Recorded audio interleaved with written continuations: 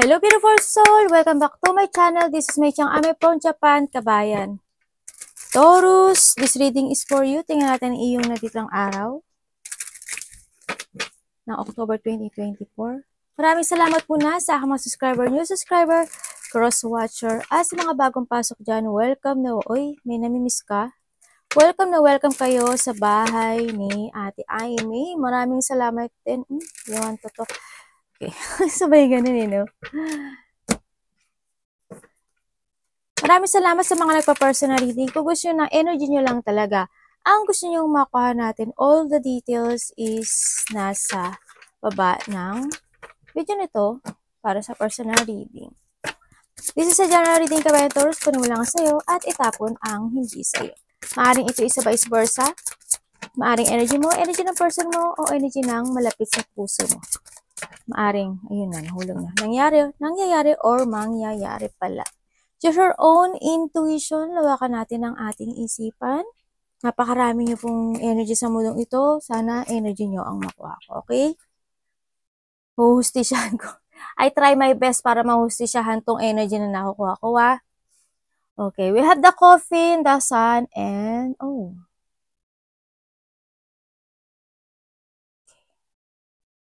sabihin, nagkaroon ng mga, hesitation, yan. Mga separation, no? Nagkaroon ng mga decision or mga multiple choices in life yung iba sa inyo, no? Mag-ingat kayo, this is only a danger lang naman, no? Hindi naman kayo lahat is makaka-resonate dito. Ingat kayo sa mga matatalim na bagay, okay?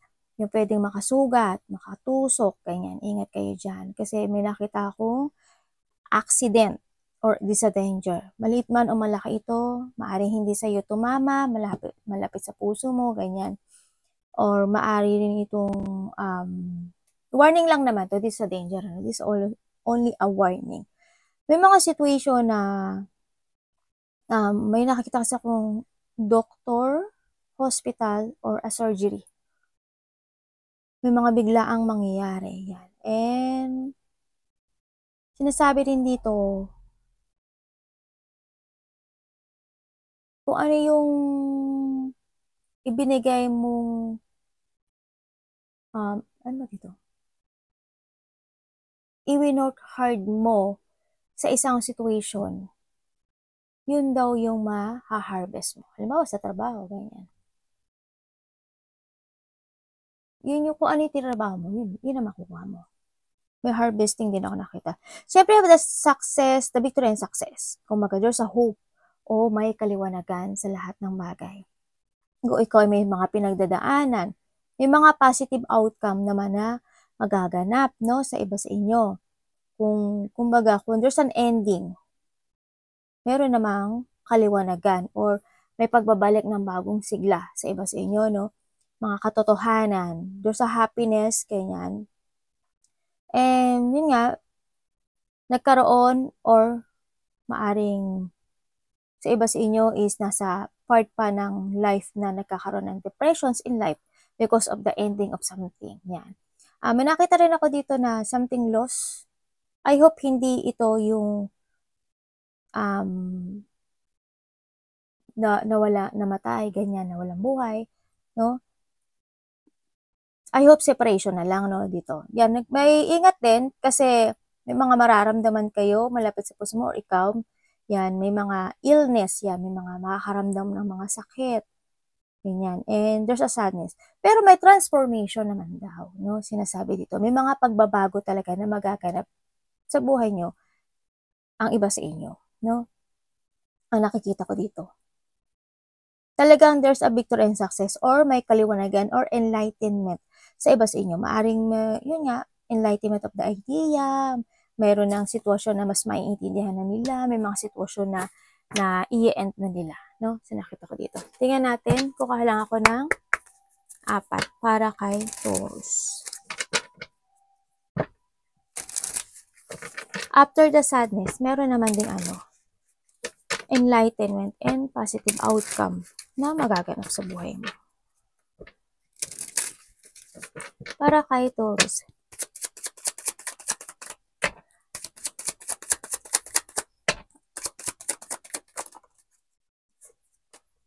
The Tower. The Empress. Para sa akin maganda. Ay, dala. 2 of Cups. Para kay Taurus. Please show me. Tingnan natin. Anyang. Medyo hindi maganda. There's a delay. There's a delay. Huwag niyong i-delay ang lahat ng bagay. Okay. Tingnan natin. The Tower. Ibig sabihin, may mga nangyari talaga. No? May mga alam na, may mga nalamang katotohanan, ano? Kumbaga, nagkakaroon ng enlightenment sa iba sa inyo, pero ang nakikita ko sa inyo is hindi nyo alam kung saang daan pa kayo tatahak, ano? Kumbaga, siguro andun pa yung you're still waiting for something, no? May mga hinihintay pa kayo o hinahanap nyo pa yung talagang katotohanan, no, sa nakikita ko sa inyo. Kasi sa ngayon, nakikita ko yung cycle ng buhay mo. Maaring iba sa inyo hindi pa totally nakaka-heal. Kasi parang, ang nakita ko dito is, paulit-ulit na lang, no, dito. There's a loss of control, kumbaga, no. Kumbaga, din yung nagkakaroon kasi ng delay sa iba sa inyo. Di ba kayo napapago? Yes, there's a bad luck, no? There's a bad luck ako nakikita dito. Sa paghihintay mo, if ever na you are waiting for something, no? Kung naghihintay ka pa at hindi ka pa makamove on, wala rin ako nakikitang growth dito sa situation na to. No, ibinibigay na sa yung sign. Kumbaga, there's a sign na ibinibigay sa iyo, pero ano pang action mo? Siguro, super stuck ka talaga, no? Because of that dissatisfaction. Kumbaga, makinig ka sa mga signs, sa intuition mo, ganyan. Kumbaga, ino-offeran ka na niya na this is a time na kailangan mo na kalimutan yung nakaraan, kailangan mo na mag-move on, alam mo na naman yung katotohanan, kumbaga. Yung ganun, no? Kumbaga, din na yung situation na mas magpunla ka sa sarili mo. Like, mag-start ka uli na mag-invest ka sa sarili mo. Ganun ang sinasabi ito. Alam ko na maraming tumatakbo sa isipan mo, ang daming katanungan, ano. Yan. Siguro iba dito na nakakaramdam kayo ng pagka-boring, alam mo, sa trabaho mo, sa relationship mo, or sa buhay mo, no? Kasi parang, ang nakita ko dito pa ulit-ulit na nangyayari. Alam mo yun?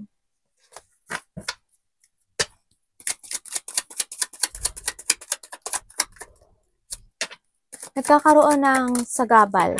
Alam mo yun, nagkakaroon ng sagabal sa'yo. Talagang sobra kang pang naghihintay dito sa sitwasyon mo. Kapag naghintay ka pa at hindi mo inaccept yung mga sitwasyon na dapat i-accept, no? Kasi hindi mo kailangan masad ito. Kasi sa ngayon nakita ko you're sad. Kasi hindi ka pa nakaka-move on. Yes, nagkaroon ng mga rejection, yung mga sitwasyon na pag-iiwan sa area. May mga sitwasyon na maaring sa iba sa inyo is problema sa work, relationship, or may problema talaga kayo sa pera, no? Kumbaga, din yung unlucky palagi, hindi nagiging maganda yung takbo ng buhay mo sa ngayon. So, nakita ko dito. This is a time na, na kailangan mo magplano ng bago. No? Huwag kang mag-focus huwag kang mag-stay sa isang problema, kumbaga. Kailangan mo ng mga bagong pananaw sa kinabukasan. No, don't pause. You need to sacrifice din kasi, no? Don't wait, syempre. Kumbaga, binibigyan na, ino-offeran ka na nahandyan na yung mga sign, diba? Pero hindi ka pa rin nag-a-action. O nino pa rin yung action mo. Diba? Anong dapat niyang dito? May pag-asa po ba? Dito? You need to surrender din kasi.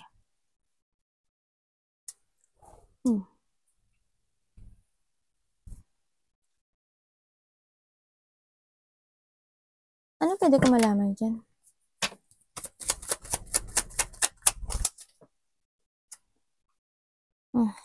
My God. Sa ngayon siguro, you need to decide, no? You need to decide and make a decision. Use your head when make a decision. Ano na, siguro it's time to escape sa isang sitwasyon na alam mong hindi mag-work. Kasi ikaw lang kasi yung nag-give at nag-understand, no? Ikaw lang yung nag-iintindi ng lahat ng bagay. Diba? Ay, accept mo na lang dito.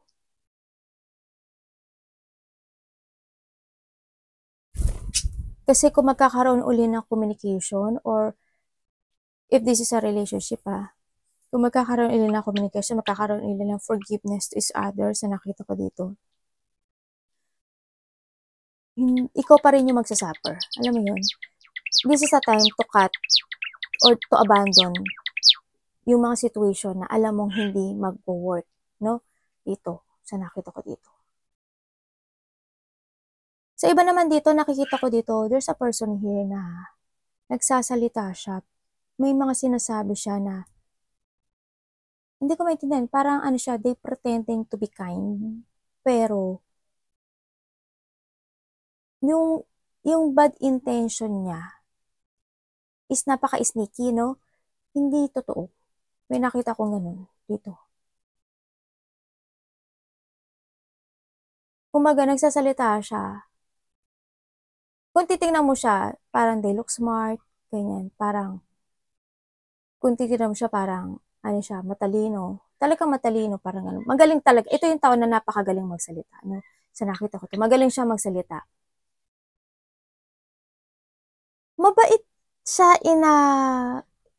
sa ibang parte, sa nakita ko. Mayroon naman siyang kabaitan. Pero hindi ko maintindihan bakit parang ano siya. They sneaky, no? Liar.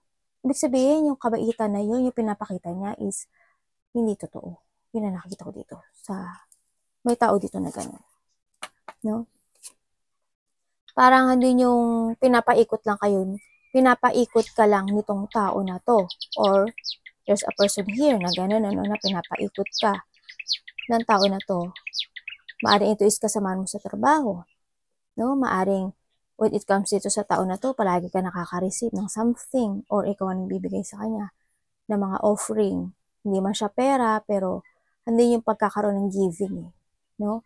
Maaring, hindi yung situation na, yun nga, sa pagiging mabait niya, or nagiging giving siya sa'yo, or vice versa, inside of sa kanya is, may tinatago siyang,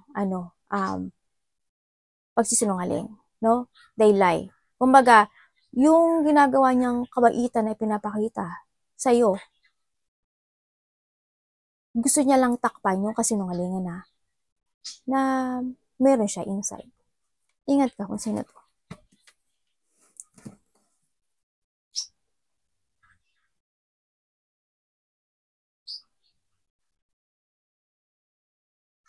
Ingat ka, ha? Parang iba dito kasama niyo to sa trabaho. Or, yung iba dito is karelasyon niyo. Tingnan natin si The Empress. Maaring meron din ako dito na nakita na makikipag-usap sa'yo. Sa iba sa inyo, ha, there's a communication ako na nakikita na maaring tutulungan mo siya. Or, kung tutulungan mo siya or mangungutang siya sa'yo, andun yung maaring hindi na makabalik yung pera mo, ganyan. Yung nakita ko dito. Yung iba, ha, maaring may mga paulit-ulit na nangangako sa'yo, tapos hindi naman tinutupad. Diba? Huwag ka nang maniwala. Sa Empress.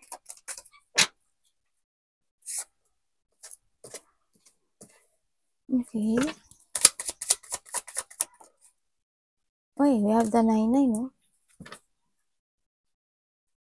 Sabi sabihin, andito yung situation na iba sa inyo natatanggap nyo na yung sarili nyo, no? Kumbaga natatanggap nyo na nakikita nyo na yung halaga nyo in yourself. Kumbaga hindi yung pagiging kontento, okay, fine, andito ko, kontento na ako. kung nasaan ako ngayon, ganyan. Ayoko na ng stress, ayoko na ng pag-aalala. Yun na nakita ko sa iba. Kumbaga nandun na yung bumabalik na yung lakas ng loob mo, nagkakaroon na ng renewal sa'yo at nagkakaroon na ng development when it comes sa'yo, no? Andito na rin yung situation na yung confident, ganyan, yung confident mo, nandun na, no? Nakikita mo na yung, there's also the happiness and you create yourself again na makontento kung ano yung meron ka sa ngayon. Yung iba ganun, nakita ko. Yung mas pinili mo ng maging tahimik, ganyan. Or there is a person here na mas pinili niya. Kung ikaw ito, tapos ito yung, ano mo, yung partner mo, mas pinili na niya na maging tahimik siya, ganyan. Or ikaw to, sana ikaw ito, no? Ganyan, mas piliin mong maging tahimik kaysa sa ma-stress ka at kaysa sa ma-depress ka, diba? It's good naman kasi someone releasing yung sarili niya dun sa mga sitwasyon na na-stress siya, ganyan, nade-depress siya, anxiety siya, sa mga sitwasyon na nagkaroon siya ng mga deep-on. Ano pang kaganapan dyan? Ano pa pong pwede natin malaman dyan? My God, the devil. Bakit ka ba lumalabas, devil? Istorbo ka sa amin eh. The devil, the 10 and the 10. Diyos may maro. Okay na eh.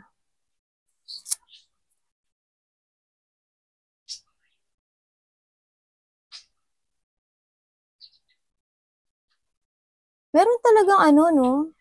Meron talagang tao dito na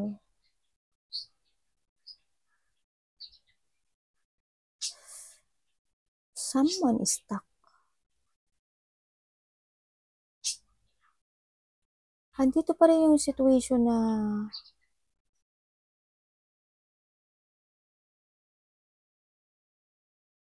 bakit gano'n? Parang yung iba dito, sabihin ikaw ito yung isa. No, kasi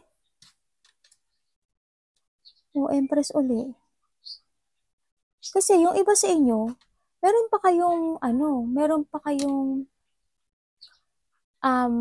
buhat-buhat na mabigat, no? Papasanin sa sarili nyo, sa nakita ko to. Kasi nakita ko na i-stuck pa kayo.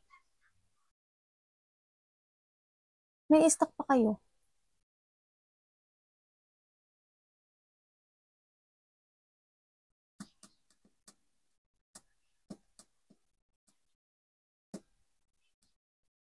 May tao dito na nag-iisip na may gusto siyang sirain na isang masayang relationship.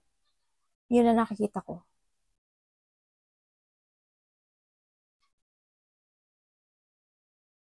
Yun ako nga.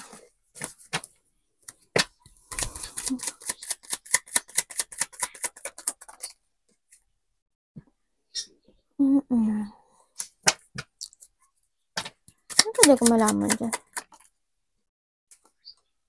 The 10 and the 10, no? Iba dito, kasamahan nyo to sa trabaho eh. Someone's pretending talaga, no?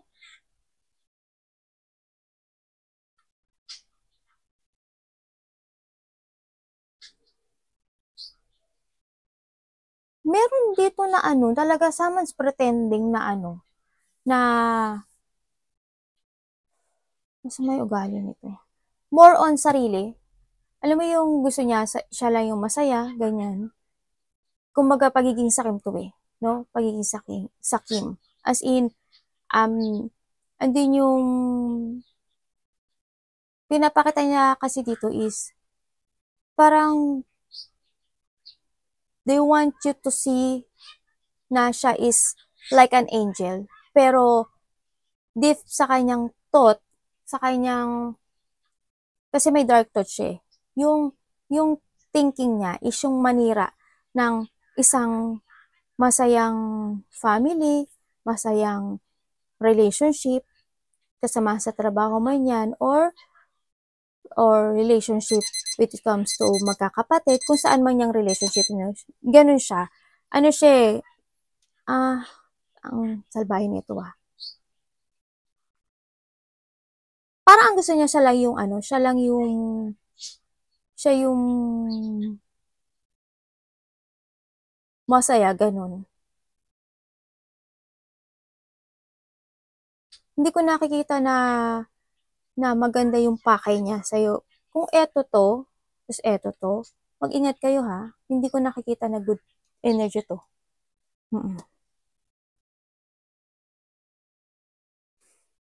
Salbahe.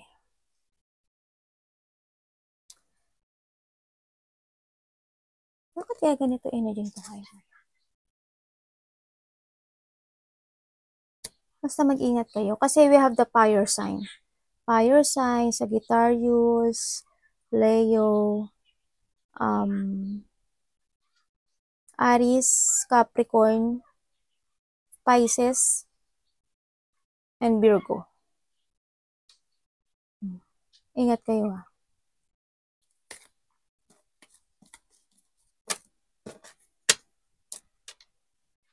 Baka kasama nyo sa ano yan. Ay, meron pa pala dito. Baka iba dito karelasyon nyo to. Ha?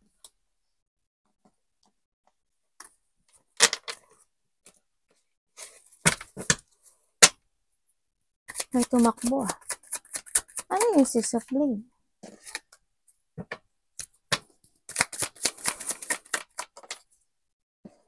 Four of Wands. The Tower. Yung iba sa inyo, nagkakaroon kayo ng delay-delay, no? Yan, nagkakaroon ng delay-delay because of the unfinished business. Yan. May mga situation na nagkaroon ng mental trap dito sa sitwasyon na to. Nandun pa rin kayo kasi sa umaasa kayo na magkakaroon ng achievement in life or nandun pa rin yung situation na mabubuo muli yung nawasak. Alam mo yun? Mabubuong muli yung nasira. Ganyan. Ang nakita ko dito. Kaya, andun yung talaga, parang wala kang mapuntahan. Ganun. Sa ngayon, sa nakita ko dito, hindi mo makita yung way mo. Kahit alam mong pagod ka na, ganyan. Pinipilit mo pa rin buuin yung isang bagay na nagkakaroon na ng changes, yung nawasak na, ganyan. Yung kahit alam mo na yung katotohanan, yung mga ganun. Tingnan na natin. Anong nito? Ganap nito? Mariresolbahan ba to?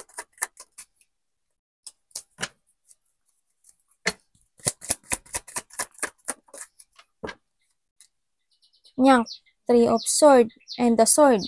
Diba? Sangka. Sabihin, talagang stuck na stuck ka, no? Sobra.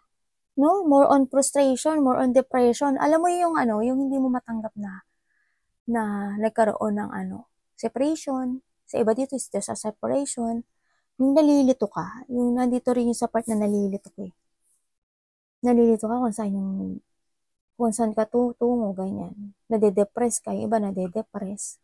Ikaw na mismo yung nagkulong sa sarili mo, no? Ikaw na mismo yung tumambog, alam mo yun, nag-jump doon sa sitwasyon na yun na para hindi ka makaalis, alam mo yun?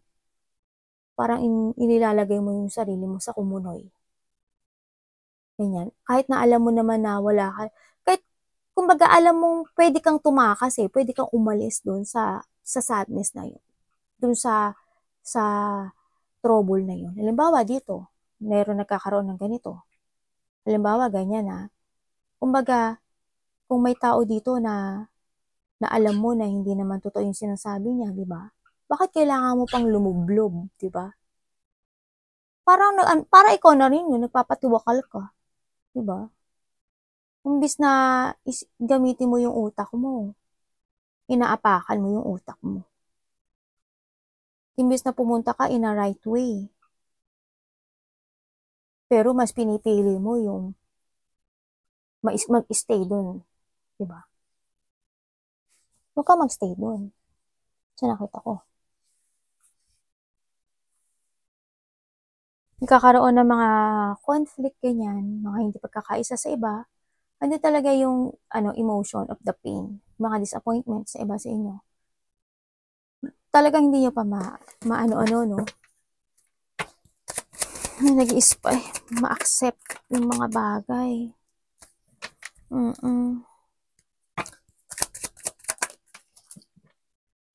Inaasam-asam mo pa rin talaga na alam mo yun, inaasam mo pa rin yung isang situation o yung achievement na yun na makamit sa nakita ko dito. Kumaga, yun pa rin yung yung wish mo, no? Sa iba dito, alam nyo, may nakikita ako dito na sa iba dito, there's a friend, ako nakita, friend kasama sa trabaho, na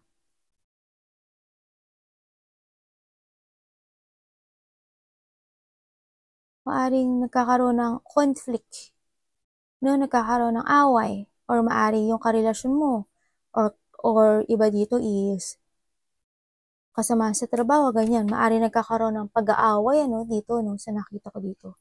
May isa dito na medyo nasasaktan sa nakita ko dito.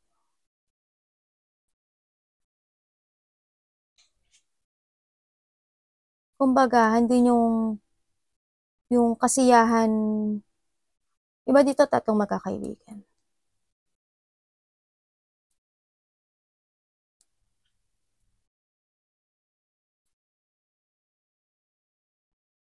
Hindi nagkakasundo-sundo. Alam mo yun? Parang hindi yung tinatrap nila yung meron silang tao na tinatrap or meron silang tao na sinasaktan dito sa situation.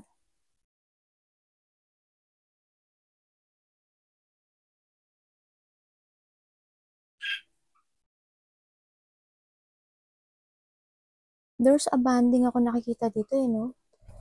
May bonding ng mga close relationship. May mga tao dito na parang nagkakaroon ng parties, event, ganyan. Parang hindi yung situation na enjoyment.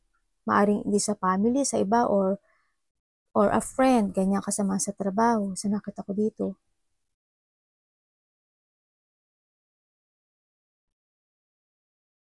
Alam mo, ang sinasabi dito, Taurus, kung aalis ka at ifa-follow mo in a good way at ikakat mo yung mga bagay at hindi ka magpapatrap dito sa sitwasyon na to, mas more kang magsasucess in your life. There's a victory and success ako nakita dito. Basta you need to keep moving lang sa mga goal mo, sa buhay mo. Kasi there's a happiness. Kumbaga, start a new beginning in your life kasi more on fulfillment and happiness. And a good news, syempre, ang makakamit mo in your life. More on successful ako nakikita. Kumbaga, wag ka na tumambog sa isang situation na alam mo na mali, na alam mong at the end, mahihirapan kang umahon. Alam mo yun?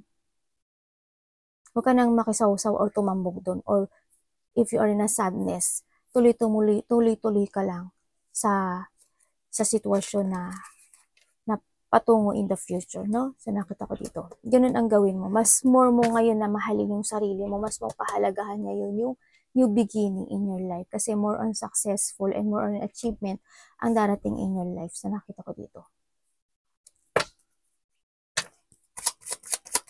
Kung alam mo naman na yung isang sitwasyon hindi naman talaga mag-work, umalis ka na doon. Kasi ang pagkalalabas na lang noon is a karma. Sabi ko sa'yo, di ba, there's a bad luck ako nakikita. Di ba? Umalis ka dun. Or vice versa tayo, ha? Lumayo ka sa mga devil, lumayo ka sa mga maling bagay, lumayo ka sa mga toxic, ganyan. No? Yung nakakapagpigil sa'yo para ikaw is lumago ng maganda. Mag-renew ka. Mag-renewal ka in your life. So, nakita ko dito. We have the two hermit, and the world. My God. Ang layo ng isipan mo, Layo nito, It's time to awaken, Sa nakita ko dito, and learn. Maging aware ka ngayon with the Ten of Wands. Nandito ka ngayon sa sitwasyon mo na you're thinking about a situation na na mga problema, struggle in life, no? Sa nakita ko dito. And this is a time na rin na na kailangan mo nang mag-retire or kailangan mo nang i-withdraw sa mga bagay na alam mo na na hindi maganda, ganyan. Kumbaga, this is a time to recover sa mga difficult na sitwasyon na pinagdadaanan mo or pinagdaanan mo, no, sa nakita ko to. Para mas, kumbaga, finish the unfinished business, kumbaga. Diba? This is a time na rin na matapos na yung mga hirap na mga buhat-buhat mo dyan sa iyong sarili, no? Sa nakita ko dito. Iba siguro dito is, there's a travel na maaaring pinag-iisipan nyo na mag-travel kayo, ganyan, or may mga pinag-iisip pa kayo na bagay na how to achieve itong situation na to.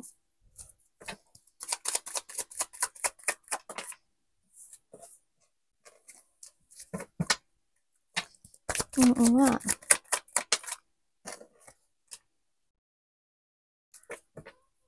Okay, this is a time na no, nakikita ko naman dito na yung iba is magkakaroon kayo ng enlightenment kasi we have the victory and success, diba?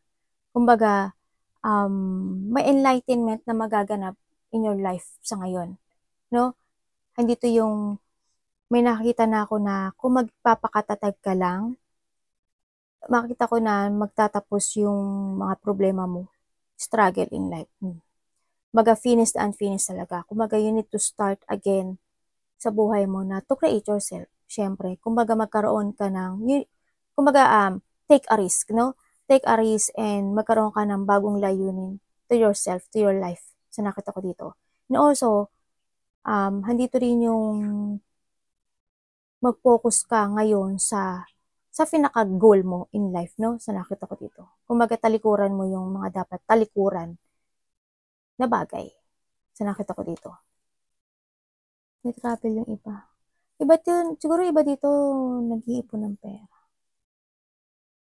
No?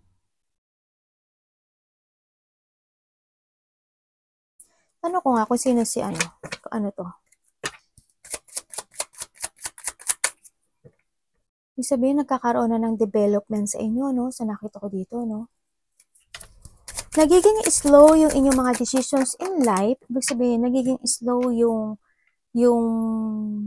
pagkakaroon ng recovery sa nakikita ko dito sa iba sa inyo, no? Pero it's good naman kahit na slowly, 'di ba? Na magkaroon man lang ng recovery sa iyo. Kumbaga, we have the Chariot, oh. Sabihin niyo, this is a time na rin talaga na tumubo and decide. Kailangan ngayon gamitin mo na yung utak mo, 'di ba? Than your heart. Sa nakita ko dito. Develop more and focus in what you have ngayon sa nakita ko dito. And then, kasi may nakita rin ako dito na na tao na makasarili, liar, yan. Tao na unfaithful. Meron akong troublemaker na nakikita dito. Kung titingnan ko to, mga to, meron tao dito na parang there's a person here na I'm the authority, ganyan. Parang yung tao na para sa kanya is siya yung mataas. Tapos, pero ang mga sinasabi niya is puro kasinungalingan.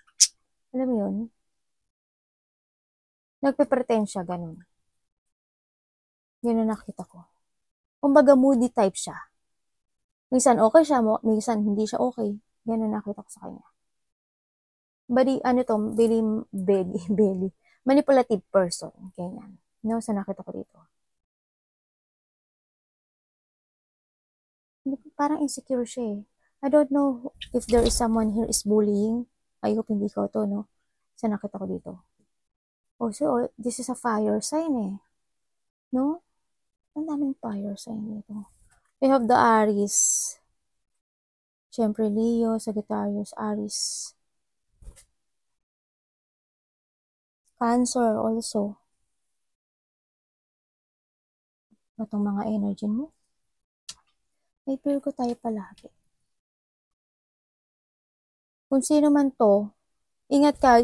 Kailangan mong, yung iba sa inyo, wag kayong panghinaan na chase your dream, no? Sa nakita ko dito, wag kayong panghinaan sa sarili nyo na, kumbaga wag kayong ma-insecure.